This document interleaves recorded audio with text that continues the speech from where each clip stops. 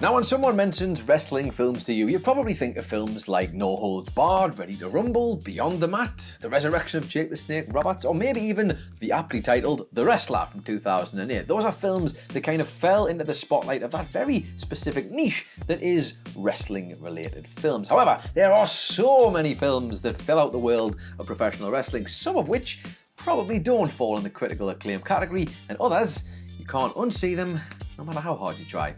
I'm Adam Nicholas, this is What Culture Wrestling, and these are 11 wrestling movies you've never heard of. Number 11, Body Slam. Body Slam is a fun little good guys versus bad guys movie in a similar style to The Karate Kid. Dirk Benedict, who's famous for playing Templeton Faceman Peck, of course, in the A-Team, plays the Burt Reynolds type character here, a run-down music promoter who ends up getting a new lease of life in his business when he accidentally starts repping a wrestler instead of a musician. That wrestler just so happens to be one Rowdy Roddy Piper. Trying to combine the powers of rock and roll music and wrestling on the same card in the film, which ironically is exactly what was happening with MTV and WWF at the time in real life for the previous few years in professional wrestling at least. It's ironic because this film is based around the territory model of professional wrestling, which in real life is exactly the model that Vince McMahon was trying to stomp out with the WWF. Funnily enough, the man who was pivotal to the creation and success of WWF's cross-promotion within the world of music, Lou Albano, actually plays the villain in Body Slam, which is amazing, along with a bunch of other cameos from the likes of professional wrestling's Ric Flair, the Wild Samoans, Classy Ted Blassie, and Bruno Sammartino, to name a few.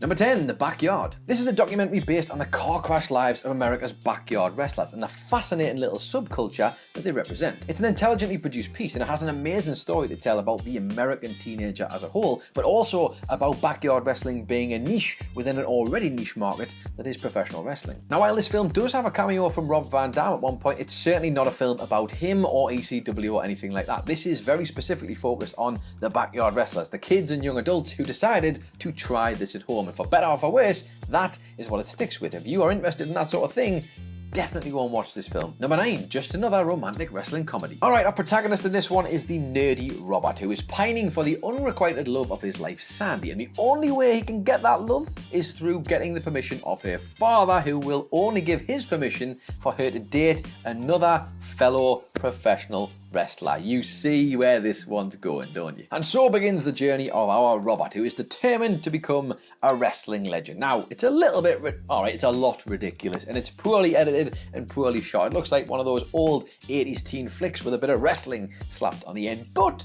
the actual love story in there, at the heart of it all, it's quite nice, you know. The big cameos in this one come from Chyna and Deborah, both of WWE fame, as well as Slick Wagner Brown and April Hunter of the independent wrestling scene. On top of that though, the father of Sandy, who we mentioned earlier, loves professional wrestling, is none other than Don Fry of UFC fame. Number 8, Below the Belt. Think of Flashdance for this one, but with less leg warmer. That kind of works, I think. But yeah, this is a story, Below the Belt, all about a young New York City waitress called Rosa, who is kind of stuck in a rut and is eventually sprung from said rut by a wrestling promoter who takes her and trains her to become a professional wrestler. Shot in 1974 but taking 6 years to be released, Robert Fowler's working class romp kind of manages to capture that real element of the training and the touring that comes with being a professional wrestler and being part of a professional wrestling crew. It also takes a look in the locker room and you kind of get the gist of the camaraderie as well as the rigors on the road too. Now yes, there is a little bit over-reliance on the musical montage, but then again, who doesn't love a musical montage? However,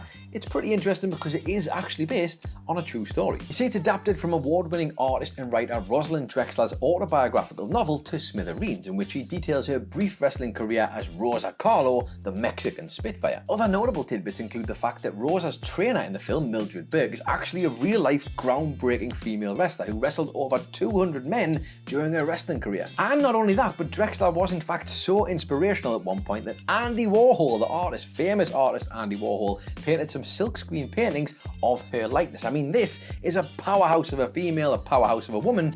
It's no surprises they wanted to make this film. Number 7, Rikidōzan, a hero extraordinaire. Celebrating the life of the father of Puroresu, Rikidōzan is a spiritual cousin to 2008's The Wrestler, as well as Martin Scorsese's Raging Bull. All three films are towering, believable odes to flawed, tragic masculinity, anchored by incredible performances. Like Robert De Niro before him and Mickey Rourke after him, Sol Kyung-gu packed on 40 pounds to play the role, changing his physical appearance to the point where he's genuinely unrecognisable. Perhaps more impressive though is that 95% of the film's dialogue is in Japanese, and Sol, much like Rikidōzan himself, is actually from Korea. Sadly, despite Sol's exceptional portrayal, very few eyes would actually get to see this because the film performed so poorly at the box office. And if you can't get your hands on it, this is well worth your time. I mean, in his prime, Rikidōzan was to Japanese wrestling what Hulk Hogan was to American wrestling. Then throw in elements of Stone Cold Steve Austin, Vince McMahon, put them all together, Rikidōzan is that guy. Number 6, Card Subject to Change. Now, in a similar way to Beyond the Mat, Card Subject to Change follows a bunch of its subjects in the documentary fashion as they go through their careers on the independent wrestling scene in America. For all intents and purposes, this is an unsanitized look at the supposedly glamorous world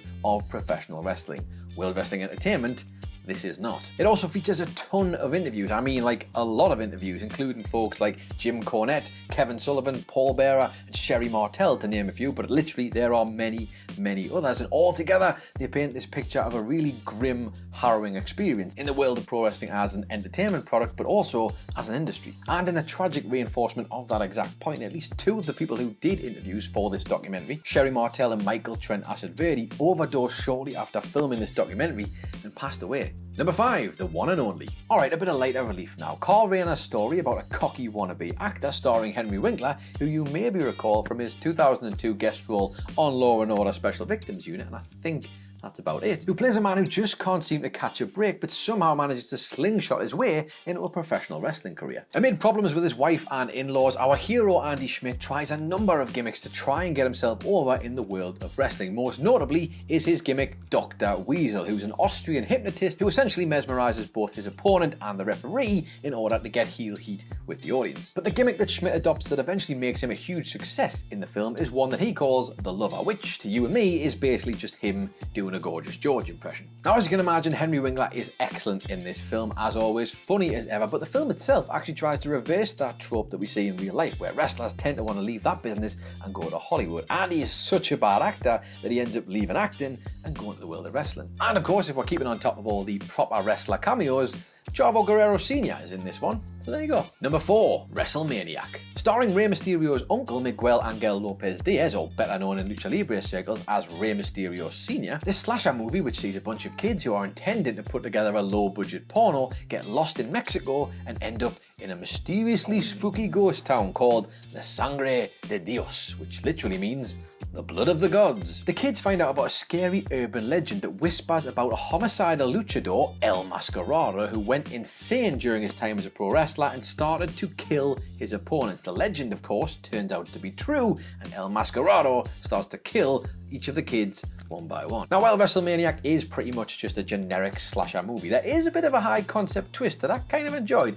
In the head of El Mascarado, our running around homicidal luchador, he still believes himself to be taking part in a mask versus mask match. Now, for anybody who's familiar with Lucha Libre wrestling, you'll know that that is a match where 2 people compete and the winner gets to take the mask off the other one. Now, translate that to a slasher movie, and yes, unfortunately for the kids involved, that means his head is telling him to remove the mask of them, which is their face. Number 3, Grunt, the wrestling movie. Now, there are a lot of strange films out there, I think we can all agree, and probably a lot of them can be found in the wrestling genre of films, but this has got to be one of the strangest out there. So basically, Mad Dog Joe DeCurso is a character who is put in jail for accidentally kicking the head off his opponent in a wrestling match. Yes, that is legit, I'm not making that up, but the big twist here is that a mysterious wrestler turns up on the scene called The Mask, and a documentary crew decides to find out if The Mask is actually Joe DeCurso hiding his identity. But yes, the film follows the journey of The Mask as he slowly makes his way through the card, getting up from the lower tiers all the way through, beating opponent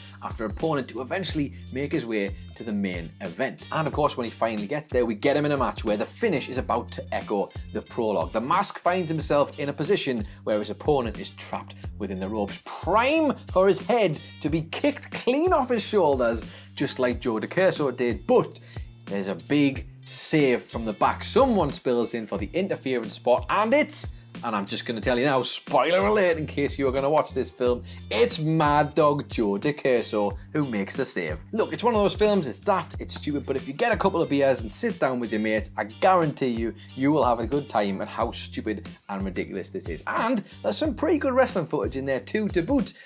It's a good time for all. Number 2, The Wrestler. Now before you say it, no, this is not the original version of The Wrestler from 2008. That is a Darren Aronofsky film that is not related to this film. This is, however, the Vern Gagne produced film from 1974 about regional wrestling promoter Frank Bass, whose top star is an aging and stale performer who just will not step aside to let the next big thing come forward. It's the year 2021, and why does that sound so familiar? Now the film's got an actually excellent pedigree of wrestlers in there. Vern Gagne himself plays the aging star refusing to step aside. You get Billy Robinson, who's also playing the young lion who's challenging him, and you also get a bunch of cameo appearances from the likes of Dusty Rhodes, Don Morocco, superstar Billy Graham, and Nick Bockwinkel too. But on top of that, there's also a cameo from one Vince McMahon Sr., aka Vince McMahon's dad. Now the big difference for anybody who's trying to make comparisons between The Wrestler from 1974 and The Wrestler from 2008 is that The Wrestler 1974 tries to present wrestling as real, like literally as real as it can possibly be.